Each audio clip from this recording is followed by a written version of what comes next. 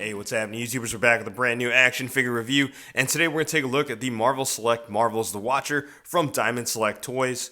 And yes, the rumors are true. Marvel Select, or Diamond Select rather, has reissued these figures. I remember early last year, Entertainment Earth and I think Amazon and a couple other sites had the Watcher up for pre-order, and a lot of people didn't want to believe it because this thing for a long time was such a sought-after grail.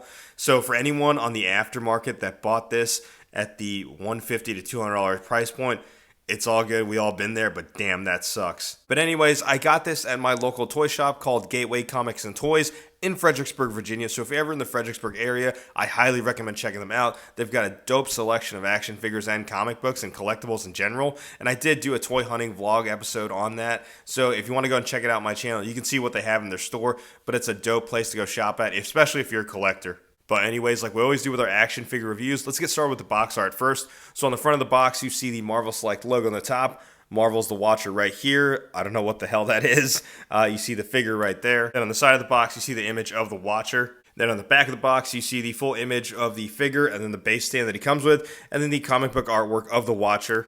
And then on the right side of the back, you see an info on the Watcher. Feel free to pause it if you want to go ahead and read it. And you can see the figure is sculpted by Phil Ramirez. And it is surreal to see this in 2022, mainly because this figure is old. And I'm talking, I think 2005 was what the person at Gateway Comics and Toys told me, like the original release of this figure.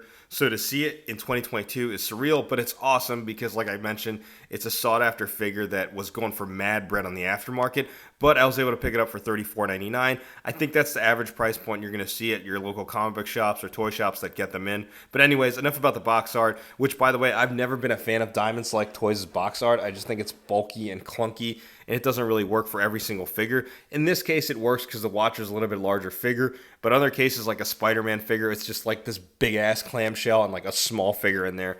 Never been a fan of it. But anyways, let's go ahead and get the Watcher out of the box. All right, here's the Watcher out of the box, and Jesus Christ, that was a pain in the ass getting this out of this big-ass box. If there's a company that needs to go plastic-less, it should be Diamond Select Toys, not Hasbro. All right, anyways, let's take a look at the accessory that the Watcher comes with. It's just one. So he comes with this one base stand, and you can see there's where his feet port into. But the funny thing is, his feet aren't as separated, so you're going to have to kind of like stretch it out a little bit like this, just so he can fit on that base stand. Fuck it. You could have it on like that, but it's going to take some time for it to get molded into there. But in my opinion, it's better just to take it off and just stand it up normally. Now let's take a look at the figure itself, and we'll get started with the head sculpt first. And when it comes to the Watcher, there really isn't much attention to detail when it comes to his appearance. It's pretty plain. It's just a giant bald head, and to me it looks exactly like the Watcher and how we see him in the comics. I do like the sculpting of the cheeks right here and his bone structure you can see, and the eyebrows as well. It's fantastic work. But then again, Diamond Select Toys is pretty much known for that, for their sculpting work and their statues, so I'm not surprised. And then when we take a look at the rest of the figure, it's the same thing throughout the figure. Nicely sculpted. But also, I also like the attention to detail when it comes to the different shades on his skin right here. I think they did a good job with that. And when it comes to articulation, it's pretty limited. It's pretty much what you expect from Diamond Select Toys via 2005. The head can move from side to side, as you saw earlier. It can't really go up and down, and that's fine with me. The arms do have a shoulder swivel and a bicep swivel, which is cool. It has single jointed elbows, and there is rotation cut at the glove right here. The thing that doesn't really make much sense to me, though, is I don't understand why there is a hinge right here at the wrist, because it's not like his hand can close in, so it's just like that. So it's kind of like like that. I don't really get that part, but it is from 2005, so I'm not going to question too much about it. It does have a waist cut right here. Now, the only thing, this is interesting, the only thing is it doesn't have any articulation on the legs. The legs are just sculpted in there, which is pretty interesting. So there's no movement at all. There's no articulation, no cuts. It's just straight up sculpted legs.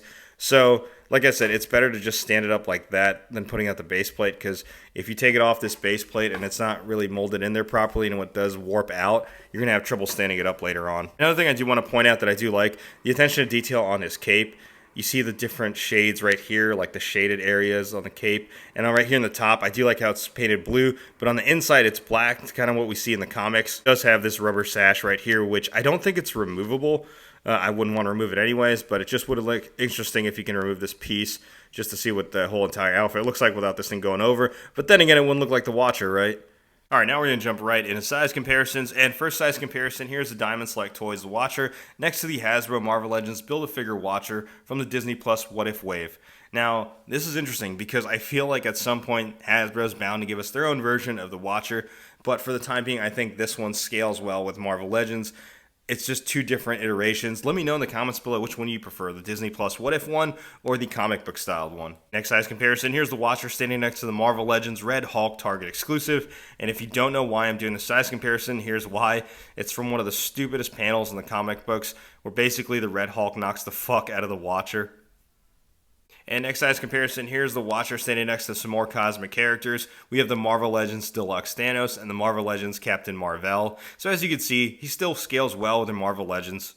And last size comparison, here he is sitting next to the Marvel Legends Stan Lee. Alright, some overall thoughts on the figures, I absolutely dig it. I'm happy for whatever reason Diamond Select Toys decided to reissue this figure. I'm happy as a collector that I now have a comic Watcher in my collection. For whatever reason, I don't know what happened if they found the old body molds and decided to reproduce these or reissue them.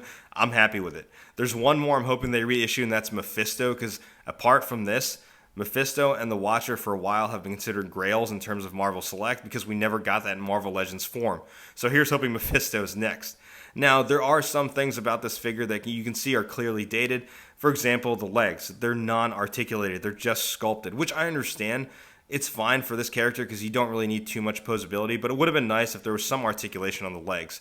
In terms of accessories, I don't really care for that base plate. It's probably just going to go in like a drawer somewhere. I don't really care for that, but you don't really need that many accessories for the Watcher.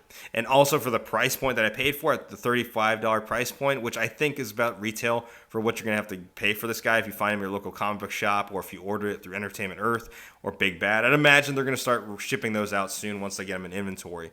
So if you have this on pre-order on any of those sites, don't fear, at some point I think you're eventually going to get it. And again, I'm happy that Diamond Select Toys did reissue this just because it gives collectors another chance to add the Watcher in the collection. Here's hoping that Hasbro releases their own version, a much more articulated version. But until then, this will do. But yeah, let me know your thoughts in the comments below, YouTubers. What do you think about this figure? Are you going to be picking it up? Like always, if you like what you see, be sure to hit that like button. If you haven't already yet subscribed to the channel, go ahead and subscribe. Thanks for watching.